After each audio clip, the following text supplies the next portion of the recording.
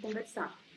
Bom, para a gente tratar de compliance, né, você me perguntou assim, como é que é a empresa, como ambiente criminológico, por que a gente pode afirmar isso, né? E para a gente tratar de compliance, é muito importante a gente ter, primeiro, uma compreensão de algumas características que estão presentes hoje na nossa sociedade. A sociedade atual é marcada pela globalização, né, que tem como suas características um grande avanço tecnológico, um incontrolável fluxo de pessoas, uma economia variante, uma grande mobilidade. E aí, mobilidade, quando a gente fala, não é só de pessoas, né? É bens, produtos, é dinheiro.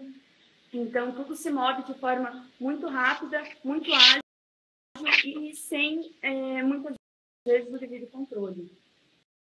É até interessante a gente falar disso hoje, nesse cenário pandêmico que estamos vivendo, porque é um exemplo, né? A gente tem um vírus que surgiu em uma província na China, e em questão de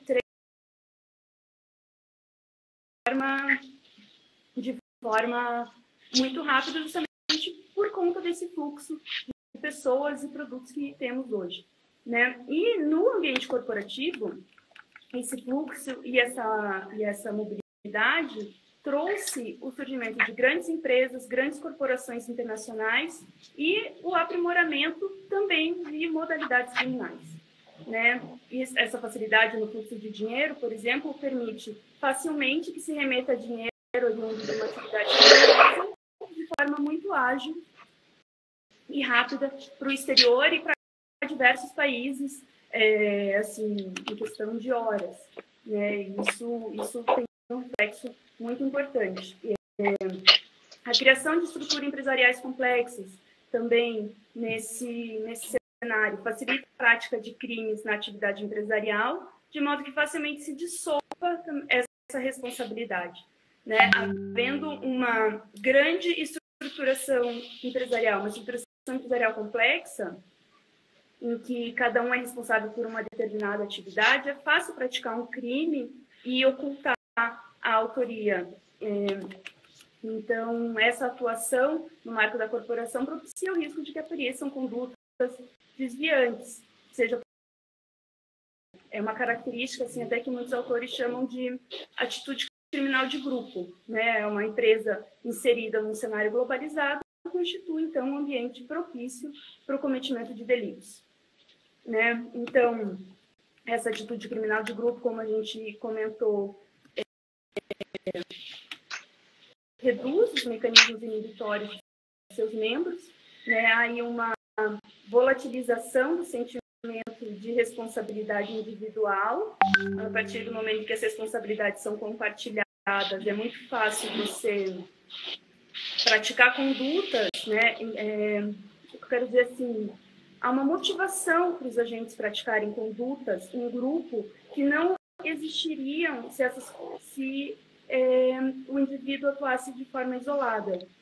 Então, tudo isso, né, Silva Sanches vai dizer que existe até uma neutralização de juízos morais quando a gente trata os indivíduos de modo que estão, né, dentro desse ambiente empresarial, estão nesse grupo. E um outro aspecto que eu acho importante a gente tratar, e também quando falamos da responsabilidade, né, dessa atuação dentro do âmbito corporativo, é que muitas vezes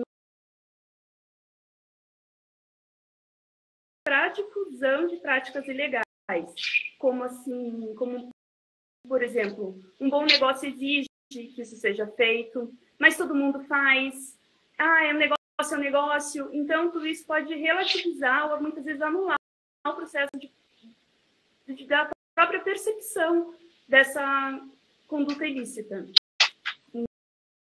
Estão protegendo os interesses da empresa, muitas vezes, e de que estão sendo solidários ao grupo. Então, isso é o que a gente pode dizer, né, da empresa como um ambiente propício para o cometimento de ilícitos. E essa é uma situação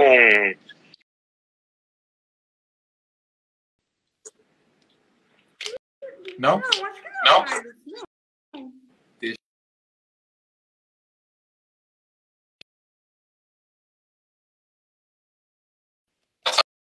Fazendo eco. Me ouve bem? Me ouve bem? Você quer que eu posso pôr o fone aqui, se você Não. ficar melhor? Não. Eu tô ouvindo bem. E vamos experimentar. E vamos experimentar para ver se diminui o eco para ver o que acontece. Você tem fone aí também? Você tem fone aí também? Já tá fazendo eco qual, né? Se é a minha ou se é a sua. É. Eu vou pôr aqui, então, acho que fica melhor. Vamos ver se o pessoal daí. Vamos ver se a gente sem eco vai melhorar. Talvez se você abaixar o teu som um pouquinho, Camila. Acho que... Salve, Muna. Então, tá. O Muna presente. Se alguém tiver aí mais algum problema... A Camila, que é sócia do Fernando e do Rodrigo Muniz no escritório. Muniz Advogados, uma alegria. Camila. Xará, Marlos, conhece? Sim. Obrigado. Conheço. Xará. Obrigado. E eu quero agradecer a presença da Adriana Mugnaini também, que é da Básica Comunicações, que é quem cuida de toda a nossa estrutura para Camila Forigo, sobre tendências do Criminal Compliance, e ela estava e nos demonstrou a importância deste momento em que nós vivemos, que é um ambiente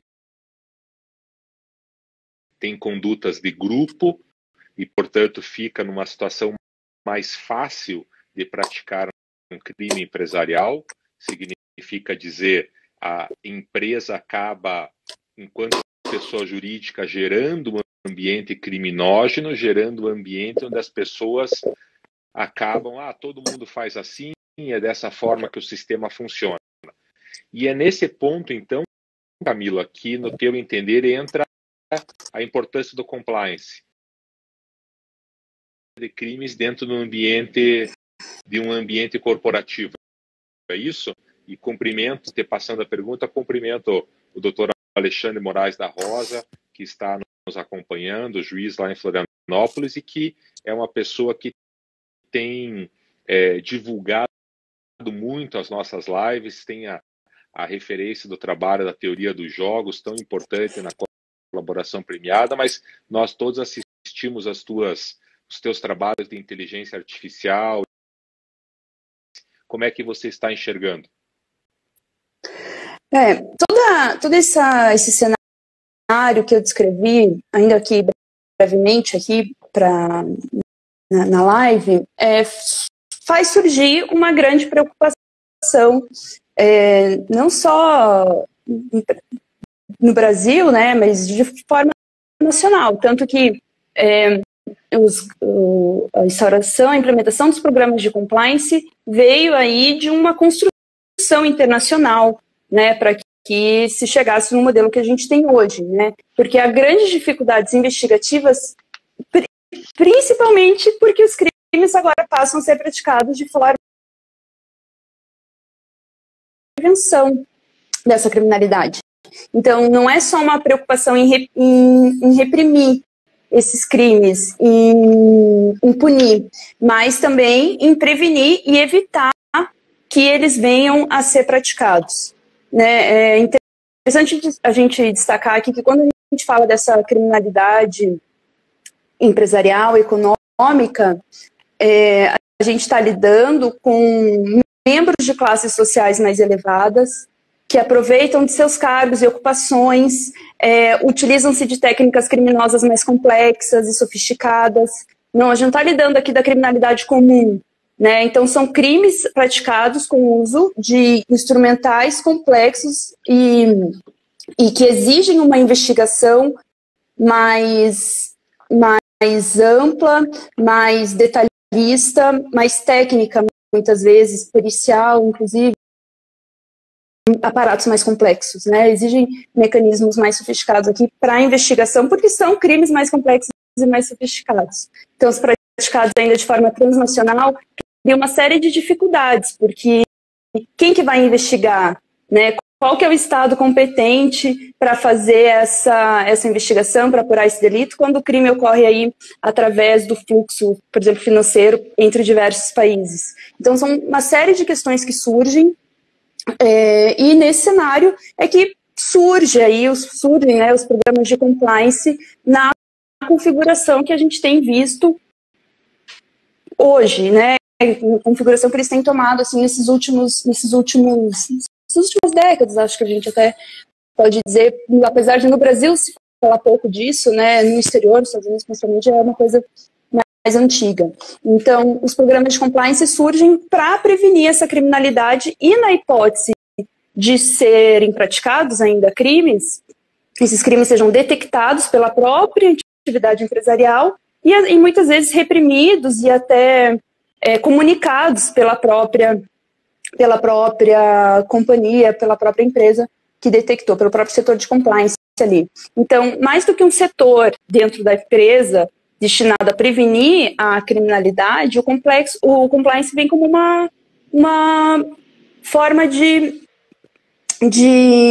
auxiliar e como uma nova forma de você atuar no ambiente corporativo. Né? Ele vem com uma proposta de você gerir uma empresa e atua conforme os estándares éticos e legais previstos e, havendo qualquer tipo de ilícito, vai ter meios e mecanismos para detectar e reprimir, e principalmente evitar que esses ocorram. É claro que quando a gente trata de uma empresa e da adoção de qualquer mecanismo nesse sentido, a gente nunca consegue eliminar zero o risco, né, de que ocorra um ilícito, mas vai ser dificultado e não vai ter esse próprio incentivo empresarial. Por exemplo, que nem eu comentei aqui com você, muitas vezes, né, tem as estratégias empresariais no sentido de que é um bom negócio, todo mundo faz. Isso é uma coisa que tem que ser eliminada prontamente com a implementação do compliance, né? Então, um aspecto que é importante é que quando você adota o compliance, quando surge um programa de compliance dentro de uma empresa, é uma forma de gestão, né? Acho que esse é o melhor conceito que a gente pode definir como um compliance, ainda que se trate de um setor dentro da empresa que vai ser instaurado, né? Tem lá as suas diversas diretorias. A diretoria de compliance vai ter um setor próprio para isso. Mas isso que eu acho importante a gente colocar. Não é para ser um simples setor dentro da empresa, é para ser uma forma de gestão, né? Uma decisão de condução dos negócios através da fidelidade ao direito. Então, é isso. É um setor que vai ser implementado dentro da empresa para difundir esses ideais e esses mecanismos de compliance. Então, isso explica muitas vezes a diferença que alguns autores colocam entre uma empresa estar em compliance e uma empresa possuir um programa de compliance, né? São coisas muito distintas. Muitas vezes as empresas têm programas de compliance, mas não conduzem os seus negócios, né, dessa forma assim, ética e legal como é exigida. Então, a empresa estar em compliance significa ela ter as boas práticas em todos os setores da empresa. Portanto, o setor de compliance está funcionando e difundindo essas boas práticas para todos os departamentos. Já você ter um setor...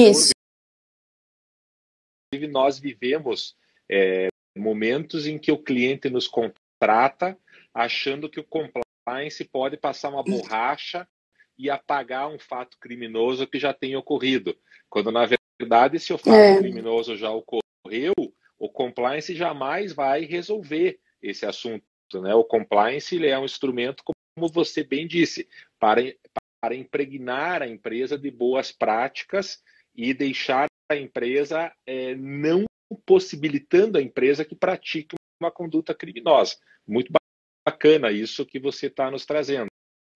E aprofundando no teu tema, Camila, como que esse ponto da estruturação de um departamento de compliance, ele significa, como que ele age especificamente na questão da posição assumida pelo compliance officer?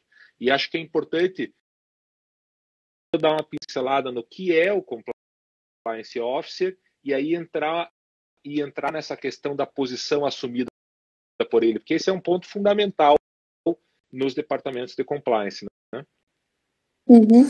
Sim, é justamente essa a ideia, Marius. O programa de compliance vem como um setor a ser implementado na empresa, a ser instaurado,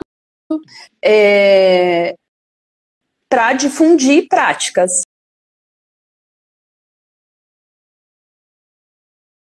E isso tem que ser seguido por todos, né, em todos os escalões, digamos assim, e procura a gente para tentar que o compliance passe uma borracha. O compliance não tem essa função, mas aí, tendo ocorrido uma prática ilícita, a função do compliance é o quê? É verificar por que ocorreu aquele crime, qual que foi a falha, em que momento da estruturação da empresa foi possível que ocorresse aquele delito, para que fosse investigado as ocorrências daquele ilícito. Então, realmente, não se passa a borracha, mas pode-se utilizar do que acho que é relevante. Então, assim, o programa de compliance, até para a gente entrar aí na questão do compliance officer, não é um programa de características estáveis, né?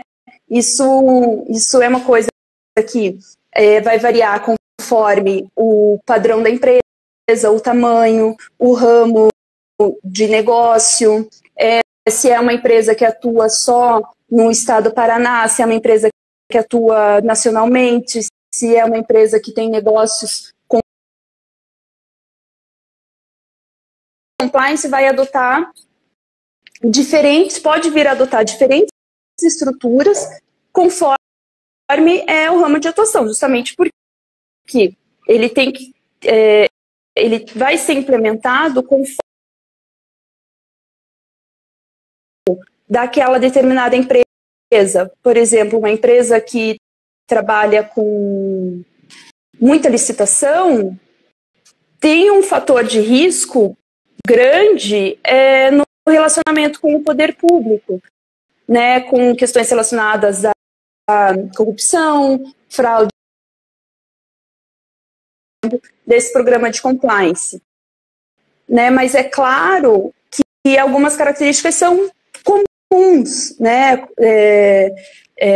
Podem ser retiradas desses programas e tem que adotar uma certa regularidade nesse sentido, assim, de se adaptar, mas algumas coisas em comum a gente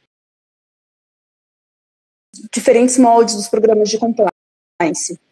E o compliance officer, eu acho que surge justamente nesse sentido, porque o programa de compliance, independentemente de que padrão de compliance a gente esteja falando aqui, tem que ter uma pessoa responsável por fazer tanto a implementação quanto a gestão, a difusão, a atualização. Então, o compliance officer vai ser essa pessoa, né? Vai ser a pessoa responsável por fazer a implementação do programa de compliance, avaliar quais são os riscos daquela empresa, quais são os pontos sensíveis, quais são as principais falhas, até aí já analisando quais são os problemas anteriores que a empresa já teve, em que momento ocorreram complicações, o que pode ser feito para sanar, né? Então, tudo isso o Compliance Officer tem que avaliar quando ele for implementar um programa de compliance dentro de uma determinada empresa. É uma pessoa, por exemplo, que tem que ter... E o setor de compliance e aí também entrando né, o setor de compliance tem que ser um setor autônomo, tem que ser um setor, inclusive, financeiramente autônomo, né? Não pode ser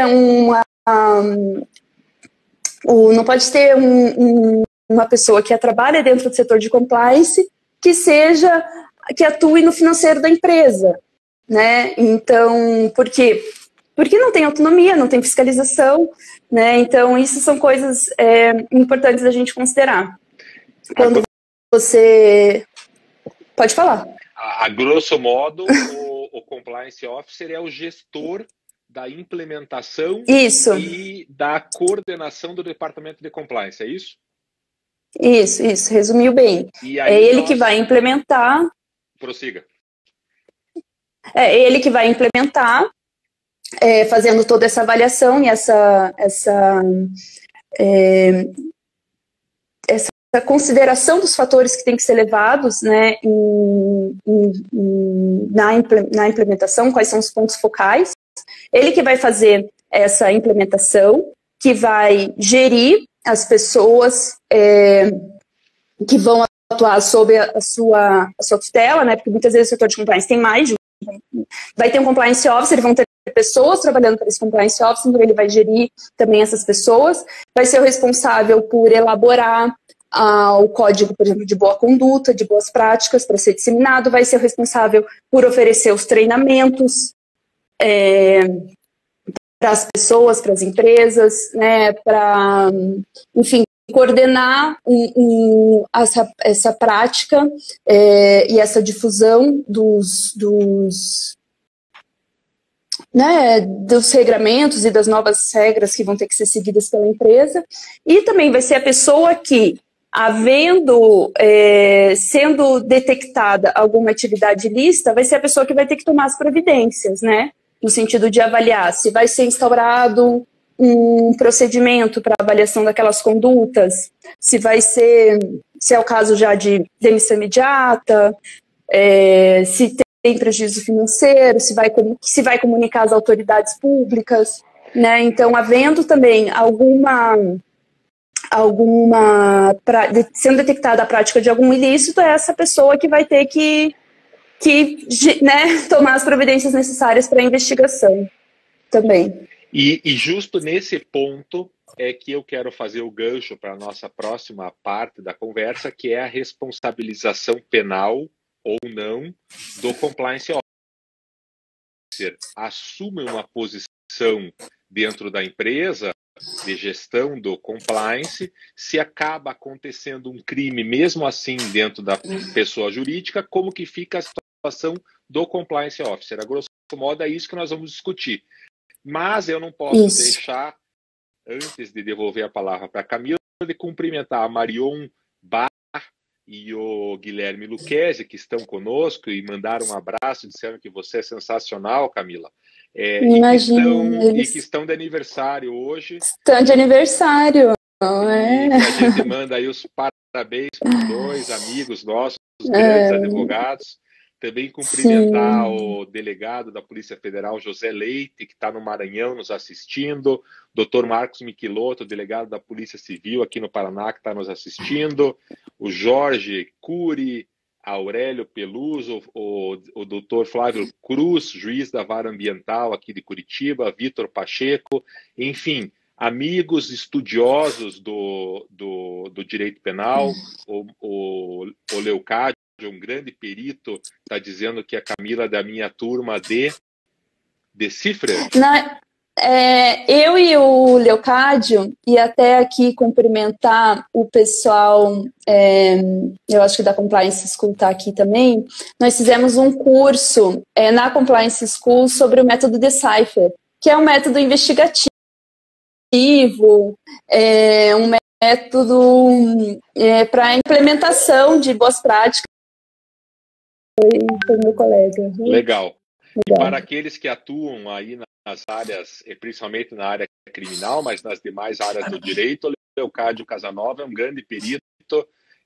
Fica a minha indicação, um jabá para você aí, Leucádio. Grande abraço. Um abraço para a Jéssica também. E daí retomo o ponto com a Camila sobre a responsabilização criminal, sobre a responsabilização penal do Compliance Officer, que é o ponto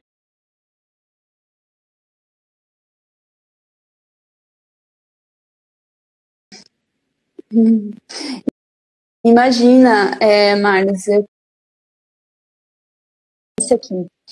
Bom, para tratar da responsabilidade do Compliance Officer, tem só uma questão que eu acho importante a gente discutir. O empresário, quando ele resolve montar uma empresa, abrir o seu negócio, explorar determinado ramo da atividade empresarial, é um empresário que possui o dever originário de implantar e gerir, a empresa conforme os seus padrões éticos e, enfim, de cumprir a legislação. Então, ele tem esse dever originário de evitar que ocorram crimes no interior da sua empresa, que a sua empresa seja da empresa, né? É um dever inerente ao empresário. Mas é claro que em estruturas empresariais complexas, o empresário não consegue fazer tudo isso. Por isso que surgem, né, diversas diretorias dentro de uma empresa. Por isso tem diretoria financeira, diretoria, enfim, né, a empresa transforma de forma adequada, né? Isso a gente tratando de empresariais já com o mínimo de o compliance officer vem assumir um dever que é originário do empresário, né? O empresário delega, então, parte do seu dever, que é de cumprir a legislação e fiscalizar aqueles que estão, principalmente. Então, o empresário surge realmente, o compliance officer surge, né, nessa aquisição aí de uma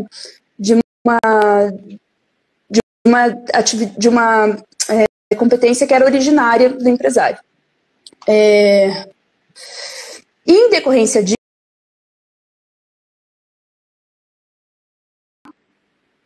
o manual de boas práticas, fazer essa gestão e detectar ilícitos que ocorram dentro da empresa. A grande questão surge tem uma estrutura de compliance. A estrutura está ali, existe, todo mundo recebeu a comunicação, todo mundo recebeu o treinamento,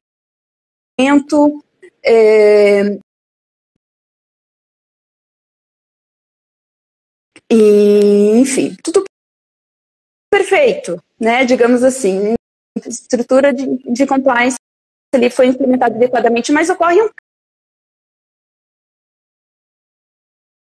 público sem que isso fosse, né, claro, vindo da alta administração, por exemplo, um determinado funcionário faz isso e como é que fica, né? Corrompe um funcionário público, ainda pratica ali alguns atos de lavagem de dinheiro,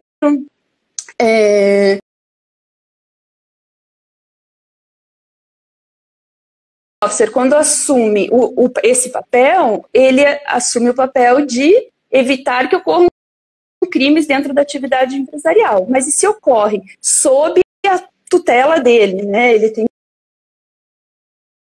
que ele não praticou, mas houve uma falha dele, por essa falha ele pode ser responsabilizado?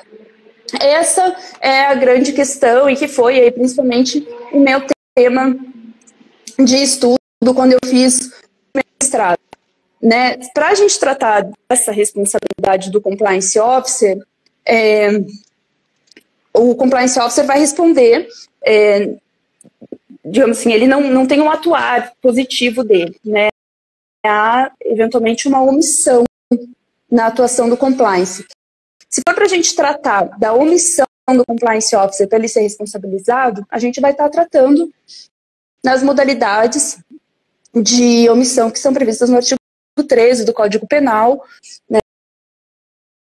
O officer assume um dever de evitar o resultado lesivo, ele assume por um contrato, geralmente, né? Isso até é enfim, aí é tema para outra live, para a gente tratar assim, quais são os cuidados que o compliance officer tem que ter para assumir esse papel, né?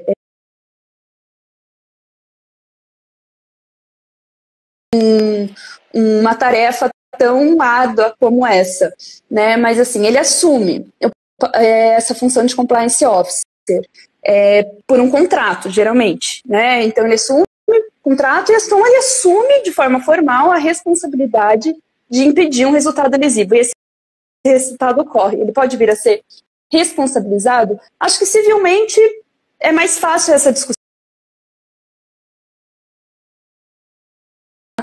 Enfim, mas quando a gente trata na esfera criminal, ele pode ser penalmente responsabilizado por isso, né? Então, não tenho essa resposta. Assim, né? Eu vou dizer para você, se eu tenho aqui esperando, eu não vou dizer que sim, nem que não. Tudo isso vai depender de uma série de circunstâncias a serem analisadas no caso concreto. Que o compliance officer, nesse caso que eu dei aqui inicialmente, né, o programa de compliance foi instaurado corretamente dentro da empresa, o compliance officer fez tudo como tinha que ser feito, tinha autonomia, tinha independência financeira, tinha treinamento regular, né, porque o compliance tem isso também, tem que ter atualização, tem que ter os treinamentos regulares, enfim. E tudo isso acontecia. E mesmo assim, ocorre um crime no interior da empresa. Ele pode ser responsabilizado pessoalmente, e aí, acendi a luz aqui.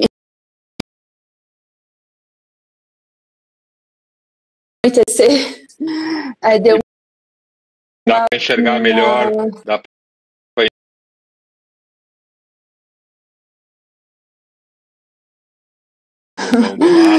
Fica assim, mas do compliance officer. Pode ou não?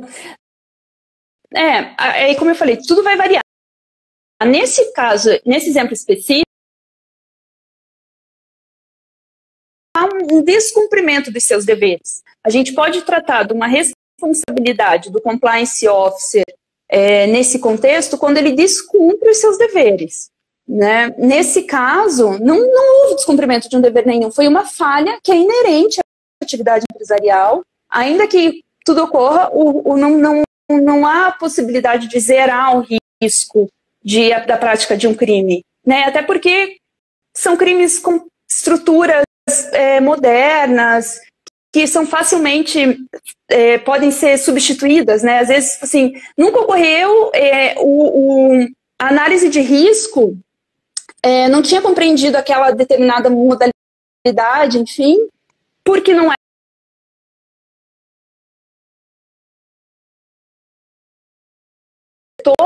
a criminalidade teve,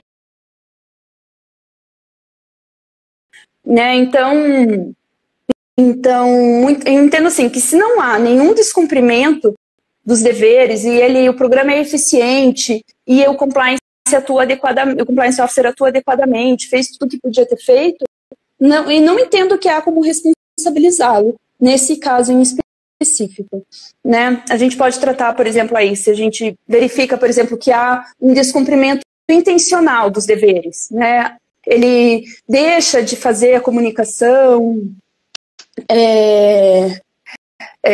deixa de fazer o treinamento, deixa de fazer a avaliação regular do programa, não cuida de determinado setor de risco. Será que a gente pode aí falar na prática de um crime? Também é difícil, né? Porque como que você vai punir um compliance officer, digamos assim, por corrupção, se o que ele fez foi não instaurar um específico de corrupção? Ele não foi partícipe naquele ato específico de corrupção. Ele não foi, às vezes, nem negligente naquele determinado ato de corrupção. Então são alguns setores com alguns aspectos aí complicados. Se a gente vai tratar, por exemplo, muitas vezes ele pode ter sido negligente, né? E isso ocorre. Aí às vezes a gente até poderia cogitar da responsabilidade dele por negligência. Mas a grande questão é que a grande parte desses crimes econômicos e muitas vezes até licitatórios não admitem a punição na modalidade culposa.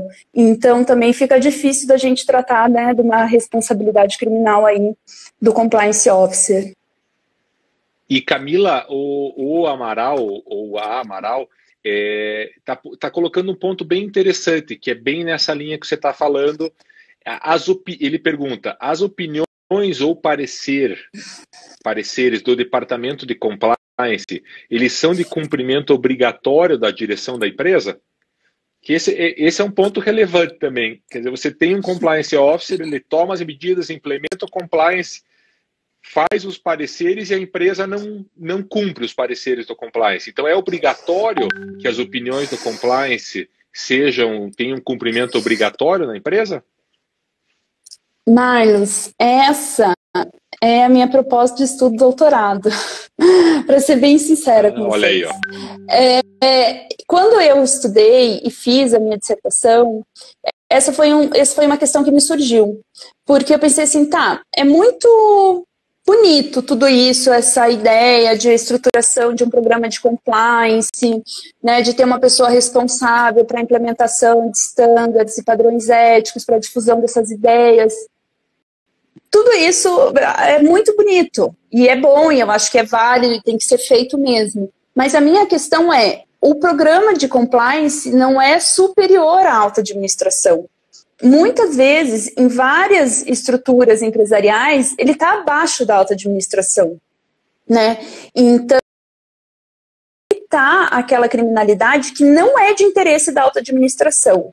Então, não é de interesse da alta administração que o funcionário X do setor de vendas, às vezes, desvie dinheiro da empresa, né? Ou, às vezes, corrompa um servidor público por coisa pequena. Então, muitas vezes me parece... Eu tenho essa sensação, às vezes, com o programa de compliance, que é muito eficiente para prevenir aquela criminalidade que a alta administração não quer que ocorra, para preservar os interesses da alta administração. Mas eu vejo como muito difícil o fato de que a alta administração não está sujeita. E não está. Na maior parte das estruturas não está. Eu vejo quando há são empresas transnacionais, digamos assim, com várias filiais. Então, por exemplo, uma empresa americana tem uma filial aqui no Brasil. E aí o compliance officer daqui se reporta à empresa norte-americana, né, a matriz, né, assim, verifica alguma falha da alta administração aqui brasileira, e o dever não é se reportar aqui, mas é se reportar à alta administração lá nos Estados Unidos. Então aí pode haver uma determinada forma de controle. Mas, em regra, a alta administração não está sujeita. A alta administração, claro que um dos padrões do compliance, ali, dos padrões, né, que a gente entende como necessários para a implementação do programa de compliance, é que haja um comprometimento da alta administração, né, para que a alta administração esteja efetivamente comprometida. Mas, assim, se não tiver, né, e se não tiver, o que vai acontecer, né? E muitas vezes nas estruturas de compliance, a atuação do compliance officer, digamos, detectando um ilícito, fazendo a investigação, chegando ali a uma conclusão final, muitas vezes a obrigação do compliance officer se encerra na comunicação à alta administração. Então, ele comunica à alta administração e é a alta administração que vai decidir o que vai ser feito.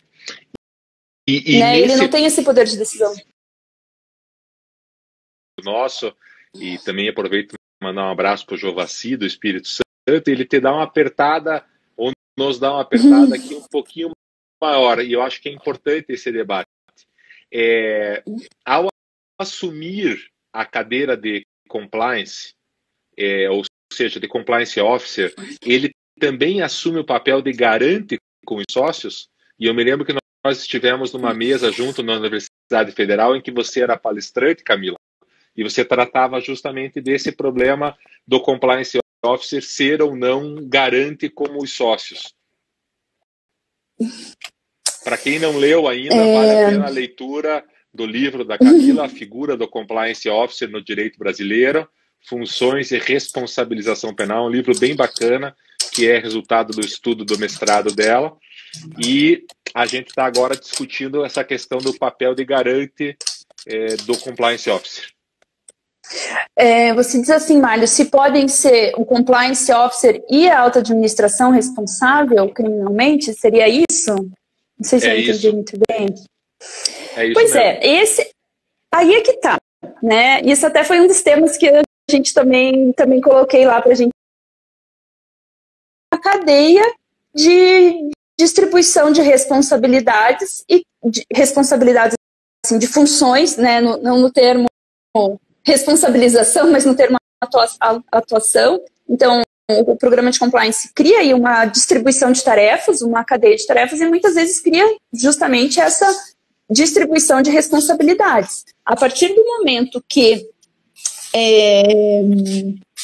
o empresário delega a competência para o compliance officer, ele transfere essa competência de fiscalização para o compliance officer. Então, o compliance officer é quem vai vigiar, digamos assim, aqueles que estão subordinados a ele.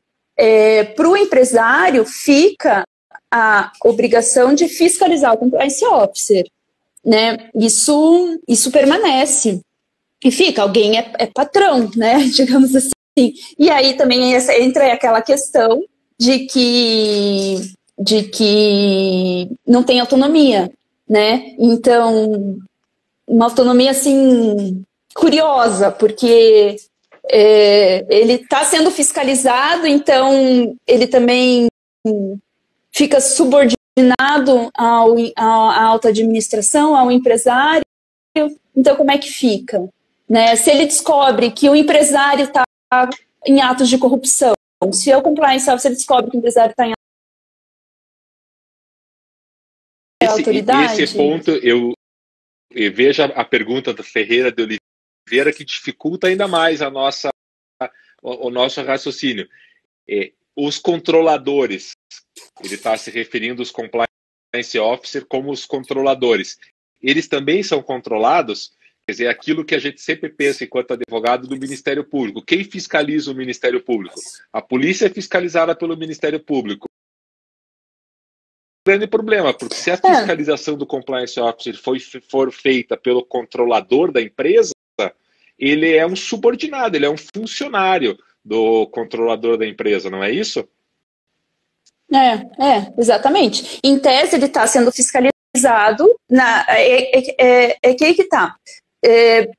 Como os programas de compliance não têm uma estrutura definida, e até eu vi aqui uma pessoa que perguntou se tem como criar programas definidos de compliance, uma pré-estrutura. Né? O Ferreira de Oliveira. Exatamente. Perguntou isso também. Não tem como criar, né? Até respondendo a dele que é mais fácil, acho que não tem como criar um programa modelo que se implante a toda e qualquer empresa, porque, como a gente comentou aqui no início, cada empresa tem sua particularidade, então não tem como criar um padrão modelo de compliance. Cada empresa tem que ser avaliada, ser estudada, e um programa de compliance tem que avaliar isso. Claro que você tem algumas características gerais ali, né, como, por exemplo, do código de ética e de conduta, estabelecimento de políticas, de controles e procedimentos, até questão com políticas com relação a bônus, a obrigação de revisão e aprimoramento, um canal de denúncias. Então, são assim algumas características gerais que existem, que podem ser definidas, mas assim, tudo isso vai ter que ser caso a caso. Por exemplo, alguns programas de compliance vão necessitar até lá 15 funcionários dentro da empresa, né, dentro daquele setor específico, outros vão precisar ter com 2 da conta. E das características específicas, então não tem. Mas, assim, quem controla o compliance officer é o empresário, né? Porque esse compliance officer geralmente é um empregado que é contratado, recebe altos salários, tem ali uma determinada independência, tem uma autonomia de recursos, mas ele é subordinado ao empresário, fiscalizado por ele. Para mim, a grande questão é quem fiscaliza o empresário, quem fiscaliza a alta administração, né? Esse é o grande problema, a meu ver, né?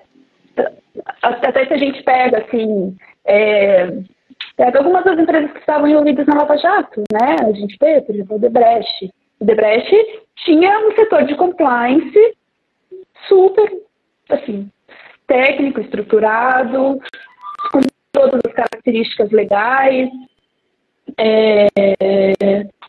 mas não foi suficiente para inibir a prática de crime praticado pela alta administração. Então, essa é a grande questão.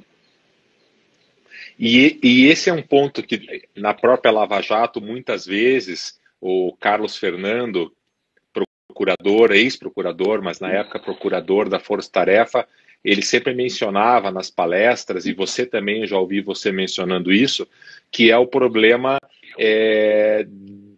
do compliance para inglês ver.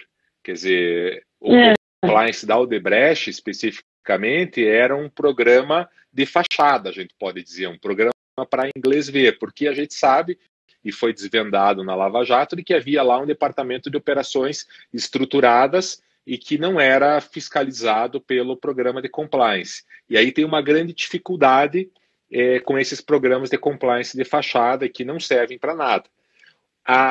O Amaral tem outras perguntas, mas eu queria puxar, Camila, porque nós temos uma e ela está nos assistindo, a Érica é doutora em Direito Penal na Alemanha, estudamos juntos em Göttingen, na Alemanha.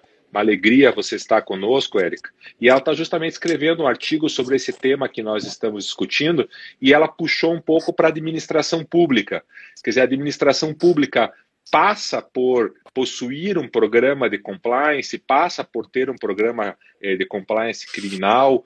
Como que fica a responsabilidade penal da administração pública? Só para você dar uma pincelada, porque hoje nós estamos começando uma série de programas sobre compliance. Você é uma referência, a nossa primeira, que veio falar sobre compliance, mas, lógico, você mesmo disse no começo, o tempo é super curto, 1 hora para falar de compliance, então a gente vai voltar outras vezes, mas eu queria que você desse uma pincelada nessa questão da administração pública e o compliance. O compliance na administração pública é uma coisa que tem surgido, assim, eu vejo algumas iniciativas que têm aparecido nos últimos anos. Eu entendo que é uma iniciativa importante, eu acho que deve-se considerar a implementação de programas de compliance na iniciativa pública, nas atividades públicas. Administração pública. É um mecanismo importante que pode vir a inibir realmente a prática de atos de corrupção, principalmente no setor público, né? Isso é uma coisa que a gente vê. A grande questão que me surge, né? E até depois se a Érica quiser me contatar, a gente pode trocar algumas ideias aí, já estudei brevemente às vezes isso. Como que vai ser feito isso? Vão ser servidores públicos que vão instaurar esses programas? Assim, e daí como é que fica essa seleção das pessoas que vão trabalhar lá? Vão ser pessoas com competência própria para fazer essa avaliação? Vai ser por concurso público? É tudo muito vago. Eu acho que é muito difícil você tratar dessa implementação dos programas na administração pública. Acho que são vários, são importantes, tem que ser pontos, tem que ser considerados, mas por outro lado, eu entendo que tem muitos obstáculos para você conseguir fazer isso de forma eficiente. Então, o primeiro ponto é, como que vai ser feito isso? Quem vai trabalhar nesse setor, né? Vai ser um servidor público? Vai ser pessoas de fora? Pode se contratar, às vezes, uma empresa privada para fazer isso? Talvez, né? Como que vai ser feita essa contratação?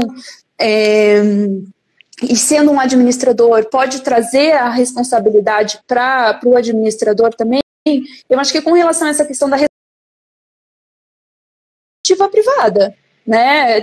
Pode se tratar de responsabilidade criminal quando há realmente uma participação ou ali alguma atuação negligente, um descumprimento dos deveres de forma né, intencional, digamos assim, e ser por punido culposamente quando há essa possibilidade de punição culposa.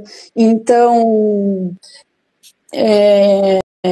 são essas as dificuldades só que eu vejo na implementação na administração pública, né? É difícil você tratar de um setor. E o meu receio é ser como virar uma corregedoria, né? Que muitas vezes a gente sabe que são órgãos corporativos, né? Então, essa também tem que ser uma preocupação a ser levada em conta, porque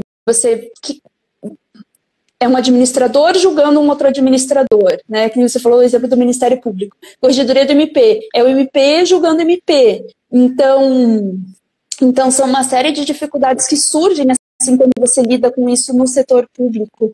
Verdade.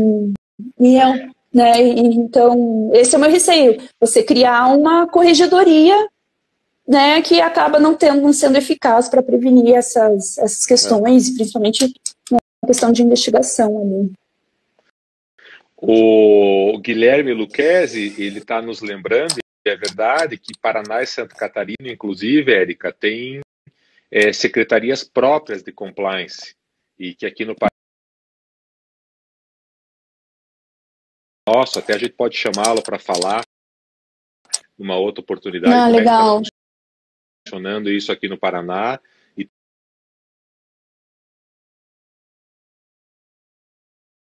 Tem 2 minutinhos para você dar o teu recado final dessa nossa. Gustavo, a Fernanda, Andreasa, Thaís Radlich, Luiz Roberto Juraschilini, Nayá Botelho, Pedro Ciccone, enfim, Giliane Pombo, um pessoal, uma galera te mandando abraço, te dando parabéns. Tem que mencionar o Aguinaldo Cardoso. O Aguinaldo é o proprietário da empresa Atitude Jur, que faz o controle das publicações jurídicas aqui do escritório, mas de milhares de escritórios no Brasil todo. Parabéns para o Aguinaldo. Está aí o João Kleina te dando os parabéns. Então, Maurício Ferrante, José Ricardo faz uma última pergunta, se de repente se usa de gancho para o teu recado final. Como pode, falando de compliance para inglês ver, como é que pode as empresas, sobretudo as companhias fechadas, estruturar um departamento de compliance independente?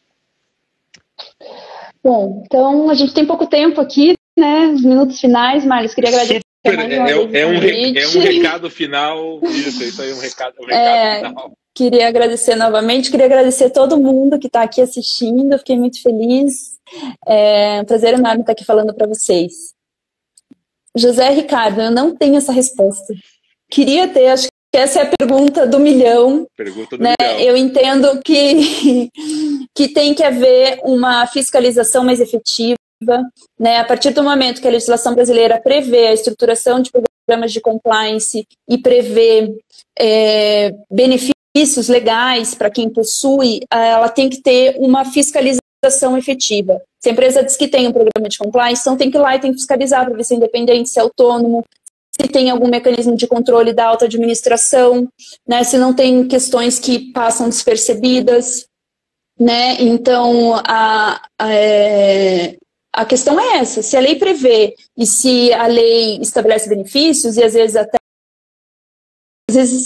o que eu penso é que às vezes poderia haver uma reprimenda para quem tem programas de compliance falsos. Não sei se na esfera penal, não sei se às vezes alguma punição administrativa, talvez alguma coisa nesse sentido, mas o fato tem que ter fiscalização dos programas de compliance de alguma forma pela administração. O fato é que hoje não tem, eles são avaliados quando há algum procedimento, digamos na CGU, que a pessoa pede a aplicação dos benefícios da lei anticorrupção, e aí você tem que mandar uma série de documentos para você provar que você tem um compliance, mas não há, por exemplo, uma vistoria lá na empresa para verificar se esse compliance é efetivo, se os funcionários sabem do que está falando, se eles só realmente receberam um dia um código de conduta e assinaram um papel, por exemplo, né, de recebimento. Então, para mim é isso, tem que ter fiscalização. Eu acho que essa é a melhor forma de você evitar. Segredo. A administração pública tem que fiscalizar e, eventualmente, pensar aí em reprimir, em alguma forma de punição, seja administrativa, seja, né, às vezes pecuniária, eventualmente alguma responsabilização penal para o empresário, alguma coisa assim para quem possui programas de compliance de fachada, assim. Acho que essa seria a resposta. Acho que o compliance está aí, veio para ficar, é uma ferramenta super importante, mas tem que muitas coisas aí tem que melhorar, e a gente está aqui debatendo tudo isso para tentar construir, né, ajudar nessa melhoria do Instituto.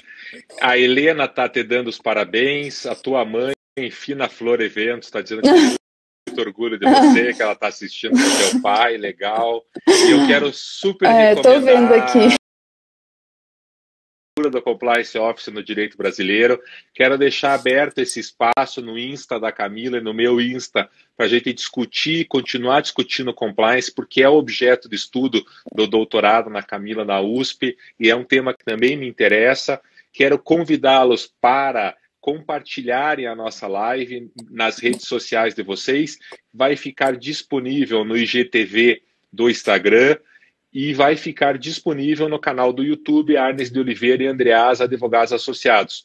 Lá também tem 10 vídeos de compliance que eu fiz há 2 anos atrás, quando se começou a falar mais de compliance, ali no pós-Lava Jato. Então, vídeos muito caseiros, mas quem quiser e tiver interesse, dá uma olhada. E na semana que vem, a nossa live às 6 horas, eu serei entrevistado pela OAB do Distrito Federal e o tema será justamente compliance criminal. Então a gente entra numa toada de criminal que a Camila nos deu a honra de ser a primeira a participar e abrir com grande estilo, com grande conhecimento, essa